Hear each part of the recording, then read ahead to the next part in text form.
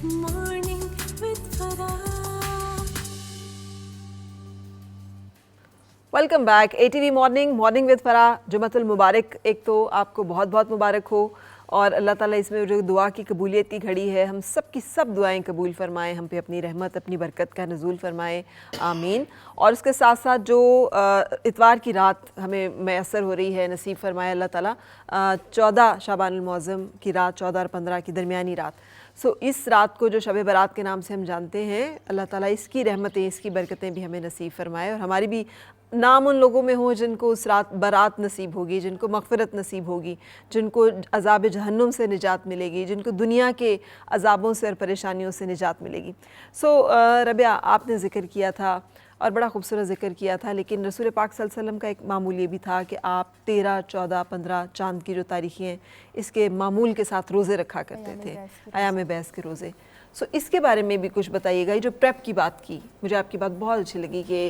इतना बड़ा महीना, इतनी अज़मतों वाला महीना आ रहा है, तो ये कैसे हो सकता है कि उसकी पहले प्रेप ना हो। और चूँकि 15 शाबानुल मुअज़्ज़म जो है ये चाँद की मुकम्मल होने की तारीख़ है, उसके बाद से चाँद ढलना शुरू हो जाएगा, अगला चाँद जो है रमज़ान मुबारक का ही निकलेगा। सो एक प्रेप का जो एक टाइम है, उसकी पीक टाइम है कि अब इसके बाद नाउ वो दी ग्रेट मंथ जो है वो आ रहा है, उसके लिए तैयार हो जाइए आप। तो आप सल्लल्लाहु अलैहि वसल्लम ये जो 3 रोज़े रखते थे,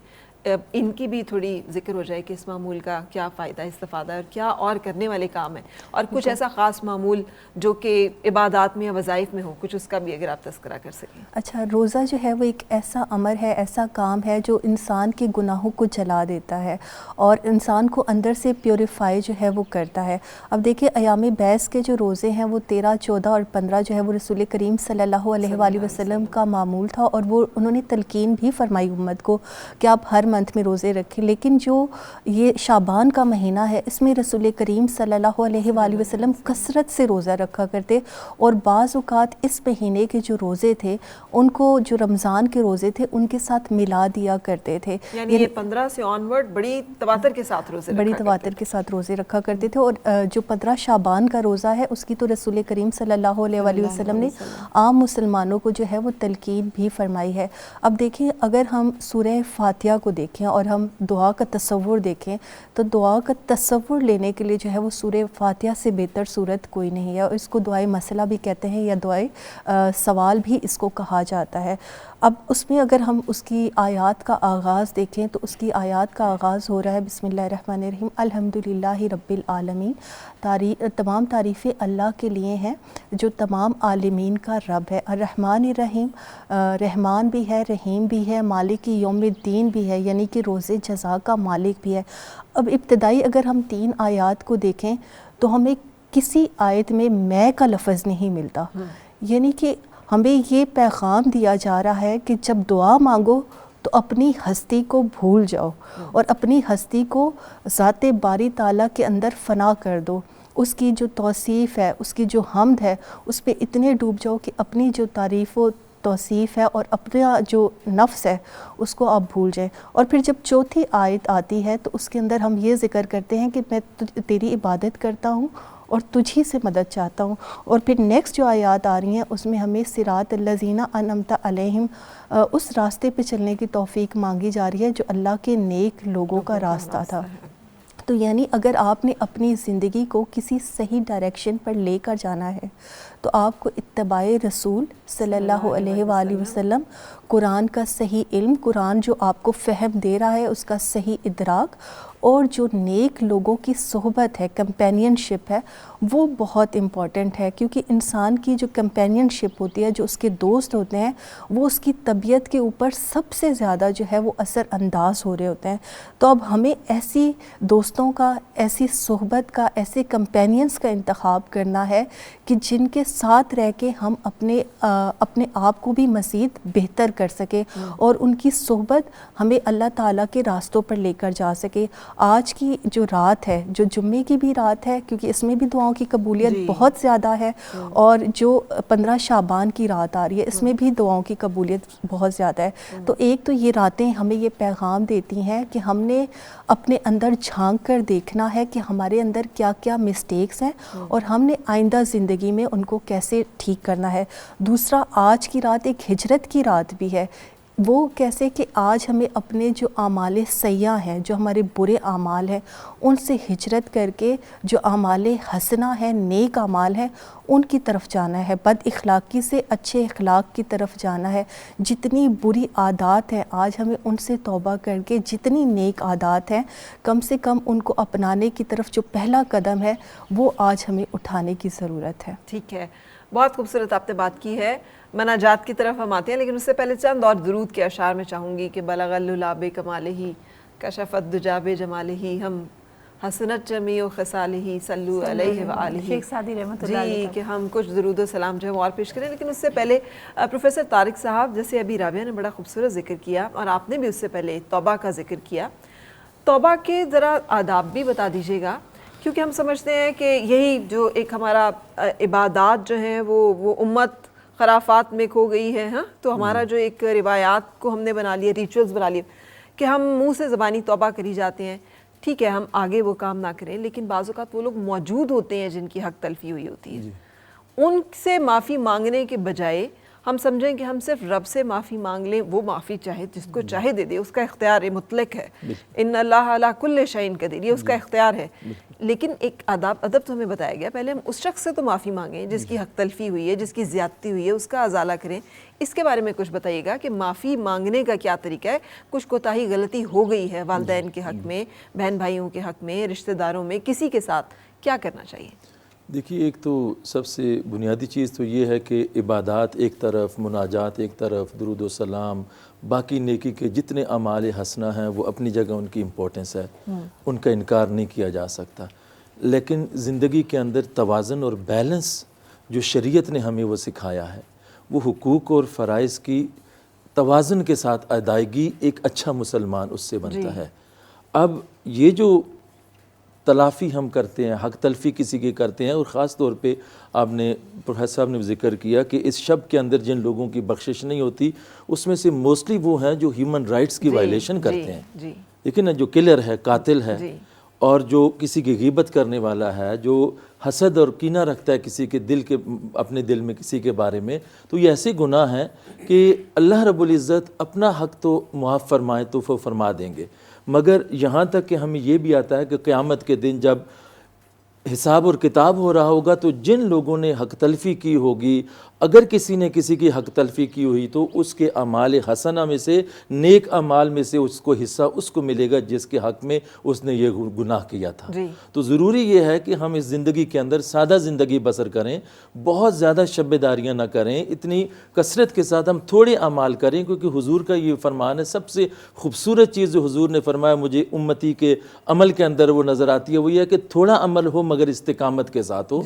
ساری رات عبادتیں نہ بھی ہوں، مگر تھوڑا سا جو حصہ اللہ کے حضور میں جو ہم نے ادا کرنا ہے اس کو کرنے کے بعد جو میجر پورشن 90% ہمیں یہ کہا گیا ہے کہ اپنے ارد گرد رہنے والے لوگ ہیں ان کے حقوق کا خیال رکھنا ہے۔ تو ہمیں یہ کوشش یہ کرنی ہے کہ جن کے حق میں بھی ہماری حق تلفی ہوئی ہے، اگر بہت بڑی غلطی ہوئی ہے جس کا ہمیں ادراک ہے، بہت ساری تو ایسی ہوتی ہیں کہ جو انسان اپنے اس میں ویژن میں نہیں لاتا، احساس نہیں ہوتا کہ یہ بھی میں نے کسی سے حق تلفی کی ہے، مگر جن کا ادراک ہو کم از کم کہ فلاں سے میں نے بڑی گہری اس کے ساتھ میں نے سازش کی، اس کے ساتھ زیادتی کی ہے، تو چل کر جا کر اس سے جو وہ معافی اور معذرت کر لینا یہ ایک بڑا فن ہے۔ اور اس وجہ سے حضور نے فرمایا جب دو بھائی آپس میں مسلمان ناراض ہوتے ہیں تو جو پہل کرنے والا ہے سلام میں اس کا اجر زیادہ ہے، یعنی جو پہلے قدم بڑھاتا ہے رنجش کو ختم کرنے کے لیے، ناراضگی کو ختم کرنے کے لیے، تو ہمیں اللہ اور اس کے رسول کی تعلیمات کو دیکھ کر اپنی شرم و حیا کو یا اپنی ایگو کو، اپنی جو عزت نفس ہے اس کو ایک سائڈ پہ رکھ کے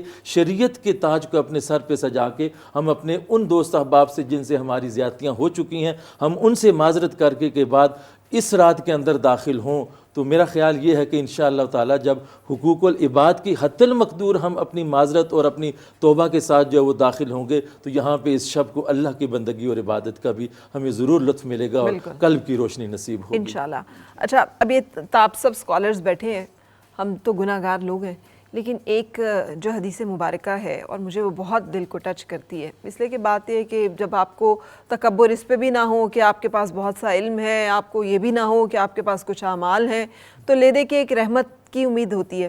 کہ 3 لوگ تھے جو کہ جا رہے تھے اور وہ ایک غار، ایک پتھر آ گیا اور اس نے آ کر اس غار کا جس میں انہوں نے پناہ لی تھی بارش سے بچنے کے لیے اس کا منہ بند ہو گیا. اب تینوں وہاں پہ بند ہو گئے. تو اب دعا کر رہے ہیں, لیکن دعا میں جو ریفرنس دیا ہے تینوں نے اپنے ایکشنز کا دیا, اپنے اعمال کا دیا. کسی نے نہیں کہا میں پروردگار ساری رات جاگتا رہا, میں نے تیرے لیے اتنے نفل پڑھے, اتنے روزے رکھے. پہلے نے کہا والدین تھے میرے بوڑھے, میں سارا دن کما کے لے کے آتا تھا, میں پہلے ان کو پیش کرتا تھا اور پھر اس کے بعد اپنے بچوں کے لیے لے کے جاتا تھا. اگر ہے میرے پروردگار تو نے قبول کیا تو یہ مصیبت ٹال دے. تو وہ سرک گیا. دوسرے نے جو ذکر کیا کہ یا رسول اللہ ایک عورت مجھے اتنی محبوب, اتنی پسندیدہ, اور بالکل اس نے میں اس لمحے پہ آ گیا کہ میں اس کے ساتھ جو ہے جسے ہم زنا کہتے ہیں کہ ایک تعلق قائم, لیکن اس نے مجھے کہا خدا سے ڈرو, تو میں تیری خاطر ڈر گیا اور رک گیا, اگر تو نے قبول کیا تو اس مصیبت کو ٹال دے. تو پتھر سرک گیا. اور پھر تیسرا اسی طرح امانت کا جو ایک تصور ہے کہ تو یہ جو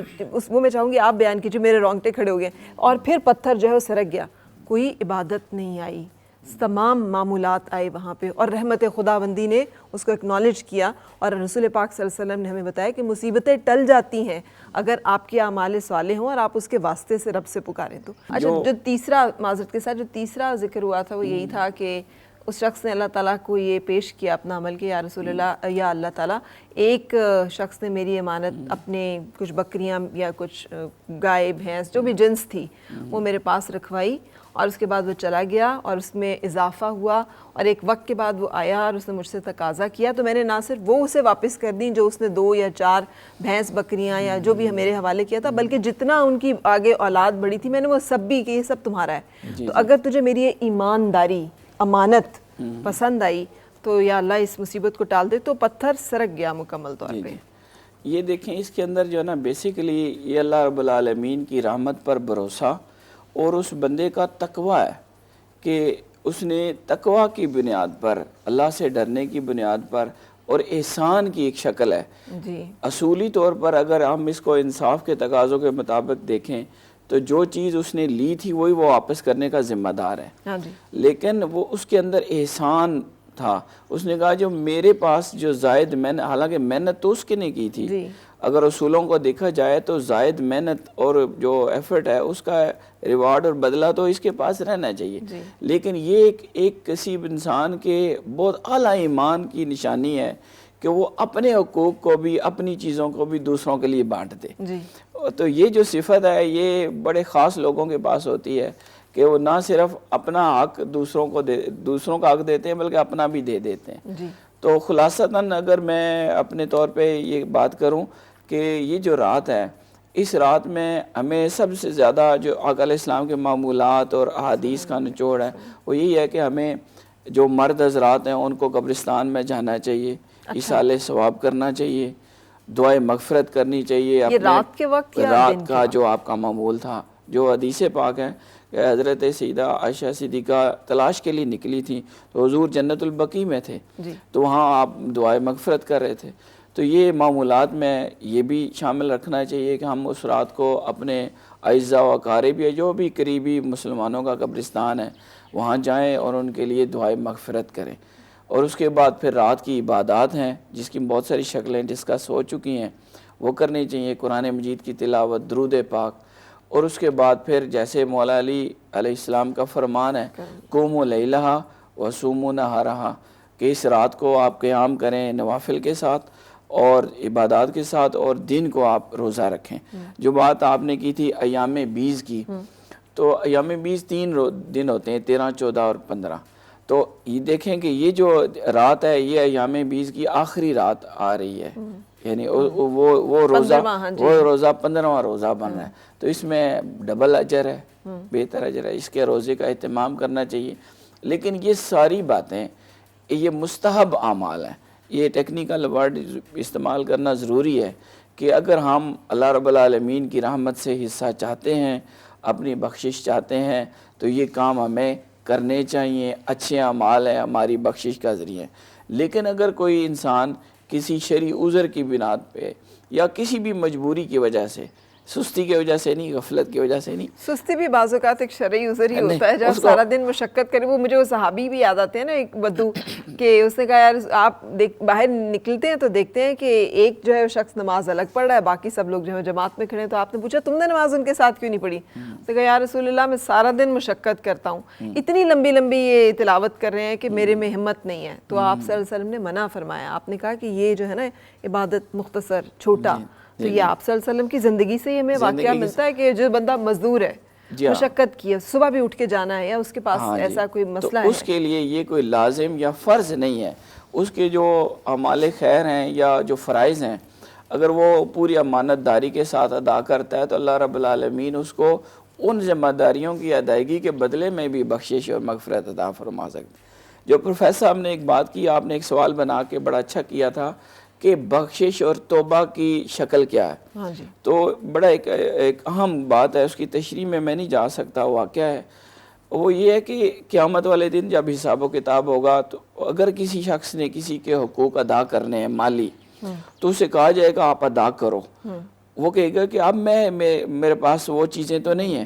پھر اس کے اعمال خیر نیکیوں میں سے دوسرے کی نیکیوں میں ڈال دی جائیں گی. ٹرانزیکشنز ویسے ہی ہوں گی جیسے یہاں ہوتی ہیں, اور کرتے کرنسی نیکی ہوگی. بالکل کرتے کرتے اس کی وہ بخشا ہوا بندہ, اس کی بخشش ختم ہو جائے گی اور جہنم کی طرف سے لے جایا جائے گا. کہ بہت سارے حقوق اس کے ذمے ہوں گے, حتیٰ کہ گناہ گاروں کے حقوق ہوں گے, وہ گناہ اس کے ذمے ڈال دیے جائیں گے اور وہ جہنم کا مستحق ہو جائے گا. شباز. سو بریک کے لیے رکنا ہے, لیکن اسی لیے پھر ہمیں وہ حکم ہے نا کہ جو اللہ کے سامنے کھڑا ہونے سے ڈرا, اس کے لیے جنت ہے. بے شک. کہ جب ہمیں ہر کام کے آگے یہ خوف رہے کہ ہم نے پیش ہونا ہے تو کیا جواب دینا ہے, تو پھر جنت ان لوگوں کو ملتی ہے جو اس خوف اور رجا کے درمیان زندگی گزارتے ہیں. بریک کے لیے رک رہے ہیں اور اس کے بعد پھر ملتے ہیں.